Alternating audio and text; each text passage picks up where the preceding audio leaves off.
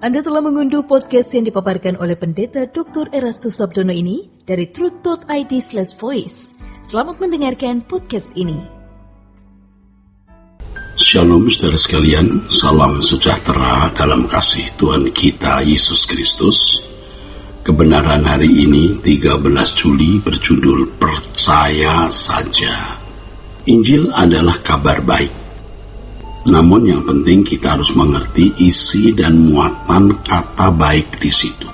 Ya, kita tidak boleh memahami kata baik menurut versi kita sendiri.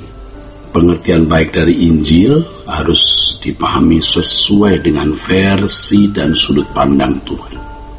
Kalau kita, saudaraku sekalian, membaca Injil dan melihat sejarah gereja mula-mula yang dimulai dari Yerusalem, yang ditulis dalam Kisah Rasul, kita dapat temukan bahwa mengikuti Yesus adalah jalan yang sukar. Tuhan tidak memberikan garansi jaminan hidup nyaman di bumi di hari-hari ke depan yang akan dilalui. Tetapi Tuhan mengajar orang percaya untuk percaya saja. Untuk percaya saja.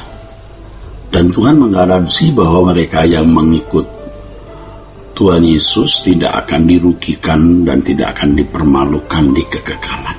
Ada orang datang kepada Yesus dan berkata, "Tuhan, aku akan ikut Engkau kemanapun Engkau pergi."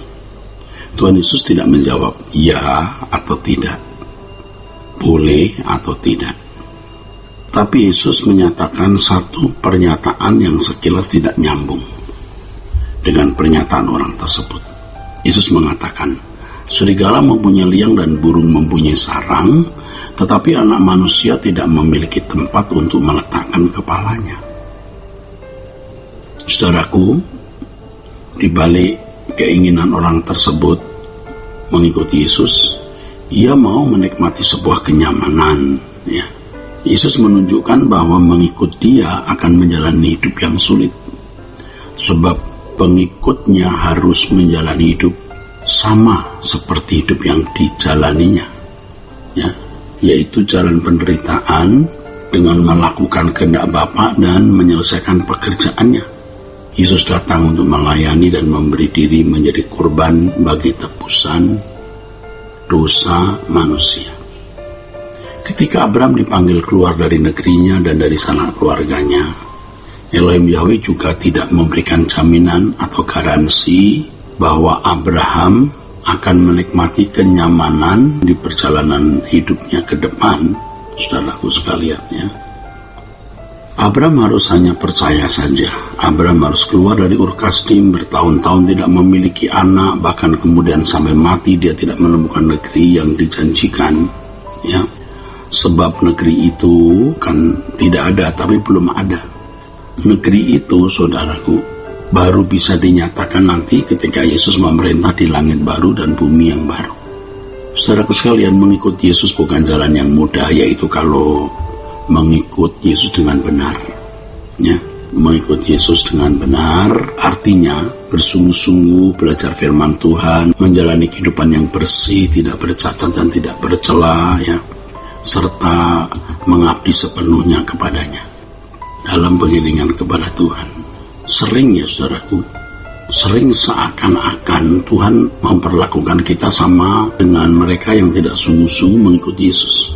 Bahkan kadang-kadang Tuhan juga tidak menunjukkan hal-hal spektakuler yang membuat kita bisa memberikan testimoni atau kesaksian kepada orang lain bahwa ikut Tuhan itu menguntungkan. Sehingga kita tidak memiliki kesaksian atau testimoni yang menunjukkan keperkasaan dan keajaiban Tuhan serta kebaikannya secara khusus, ya, secara khusus. Nah, dalam keadaan seperti ini, apakah kita tetap setia, bahkan lebih bersungguh-sungguh? Ya, ini masalahnya. Apalagi keadaan seperti ini, kita tetap setia bahkan lebih bersungguh-sungguh. Orang Kristen yang dewasa tidak lagi menuntut harus mengalami mukjizat atau perbuatan Allah yang spektakuler, tetapi lebih mengutamakan bagaimana menjadi seorang yang berkenan di hadapan Allah. Saudaraku sekalian, pada umumnya kita berharap memiliki testimoni yang melaluinya kita bisa bersaksi bahwa Tuhan kita luar biasa, ya, dan menguntungkan sekarang ini, ya, dan menguntungkan sekarang ini. Seperti obat suplemen yang dijual, ya, hari ini, ya, supaya diminati maka harus ada testimoni-testimoni.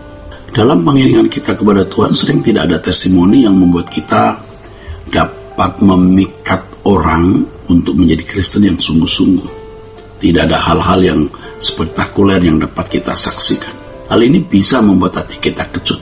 Namun demikian kita harus percaya saja.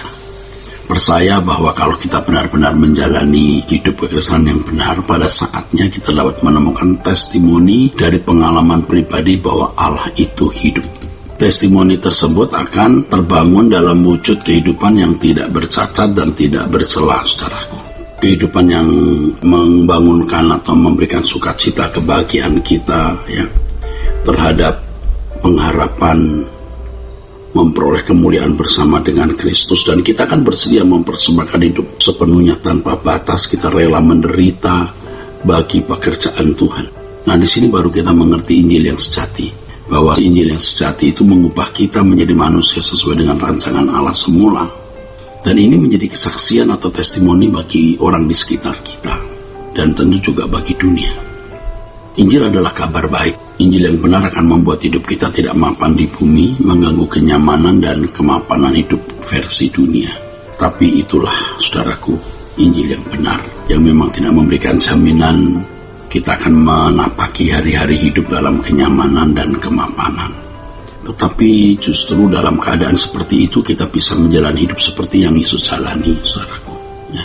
Kalau kita tidak mengalami kehidupan seperti ini, menderita bagi Yesus, ya, dan benar-benar mengalami perubahan untuk makin serupa dengan Yesus dan menolong orang lain untuk serupa dengan Yesus. Kalau tidak begitu berarti kekristenan kita palsu. Dan menjadi keprihatinan kita hari ini, lebih banyak gereja yang tidak mengenal kebenaran seperti ini. Tuhan memberkati saudara sekalian. Sola Gracia. Untuk berlangganan renungan harian dalam bentuk cetak, silakan hubungi Truth Literatur di nomor telepon 0878 7870 7000. Untuk mendapatkan CD khotbah, MP3 renungan Truth, dan CD album lagu produksi Sola Gracia, Anda dapat menghubungi di hari dan jam kerja di nomor telepon 021 638 60953. Tuhan Yesus memberkati. Sola Gracia.